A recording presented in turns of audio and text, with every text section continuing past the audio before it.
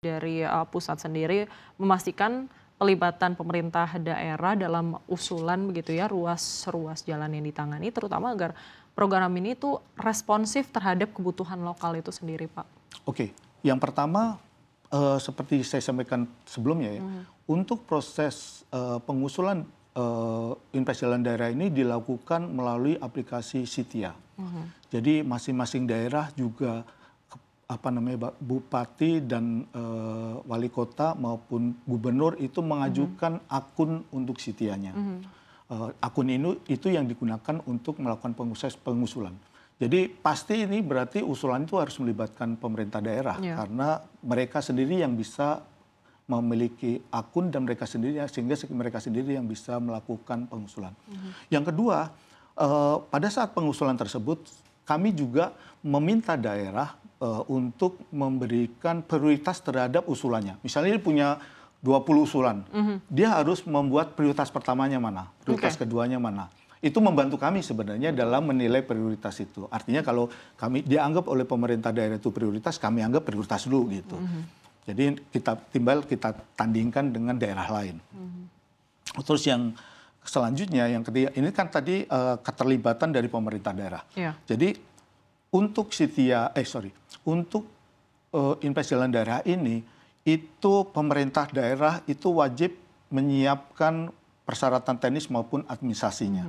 Jadi pemerintah daerah itu yang menyiapkan desainnya, pemerintah daerah yang menyiapkan lahannya apabila butuh lahan, pemerintah daerah menyiapkan feasibility study-nya apabila membutuhkan, atau dokumen lingkungannya gitu. Jadi pemerintah daerah ini terlibat aktif untuk menyiapkan segala kelengkapan tersebut. Yang kedua, pemerintah daerah juga kan ada kebutuhan persyaratan administrasi, di mana pemerintah daerah itu harus memasukkan usulannya itu ke dalam SK status jalan. Artinya secara tata kelola mereka juga pemerintah daerah harus juga meningkatkan meningkatkan tata kelola di dalam kepemerintahan sehingga untuk semua jalannya juga harus di SK-kan. Selain itu juga dengan ini kan kami juga mendorong ya dengan adanya ini karena semuanya itu disiapkan oleh daerah, jadi seolah-olah kami mendorong agar pemerintah daerah itu bisa meningkatkan kapasitas SDM-nya sehingga ataupun tata kelola di dalam pemerintahnya sehingga lebih bisa untuk menyiapkan program maupun perencanaan yang sesuai dengan kebutuhan. Yang kedua juga menyiapkan desain-desain yang sesuai dengan kriteria desain dan syarat-syarat yang ada. Mungkin seperti itu. Oke, selanjutnya Pak, program IJD ini kan disebut sebagai bentuk keberpihakan pemerintah pusat gitu ya untuk memperkuat jalan daerah. Nah, bagaimana program ini disinergikan dengan program pembangunan jalan nasional agar tidak tumpang tindih begitu, Pak? Baik. Kalau secara total panjang jalan di Indonesia itu ada sekitar 519.713 km. Di mana berdasarkan statusnya itu terbagi menjadi jalan nasional yang ditangani oleh pemerintah pusat. Jalan nasional itu ditangani oleh pemerintah pusat dengan total panjang 47.603 km. Kedua, ada jalan provinsi yang ditangani oleh pemerintah provinsi sepanjang 52.377 km. Yang ketiga ada jalan kabupaten atau kota yang menjadi tanggung jawab pemerintah kabupaten atau kota itu sepanjang 419.732 km. Masing-masing itu punya kewenangan untuk menangani. Jadi bisa dikatakan harusnya tidak terjadi tumpang tindih. Pertanyaannya, instrumen investasi jalan daerah ini adalah dilakukan oleh pemerintah pusat untuk menangani jalan daerah. Padahal jalan daerah sendiri kan ditangani oleh pemerintah daerah gitu. Sehingga kami itu melakukan pada saat proses verifikasi itu melakukan penilaian apakah dalam 2 atau 3 tahun terakhir jalan ini juga ditangani di titik yang sama.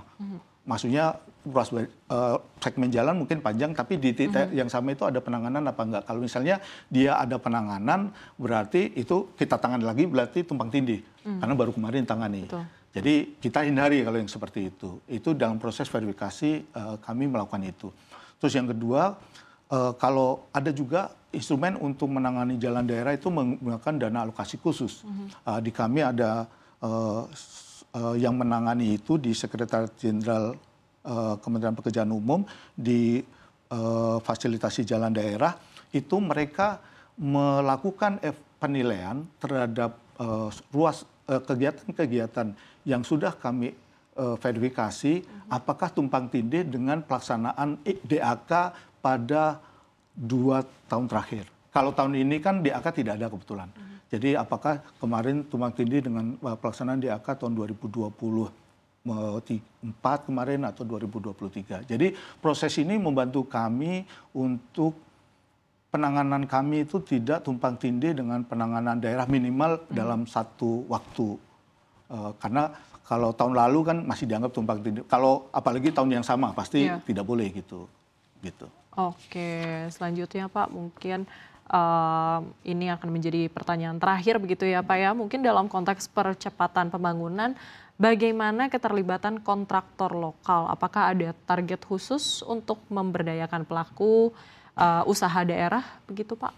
Baik, untuk dalam konteks ini percepatan pembangunan, memang kami semua penyedia jasa itu dapat terlibat, termasuk penyedia jasa lokal yang memenuhi kriteria yang berlaku ya.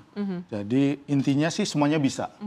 Penyedia jasa lokal apalagi asal yang penting memenuhi kriteria yang berlaku untuk mengikuti proses pengadaan secara elektronik. Karena prosesnya juga secara elektronik, jadi bisa dilakukan di mana saja gitu ya. Jadi ini terbuka.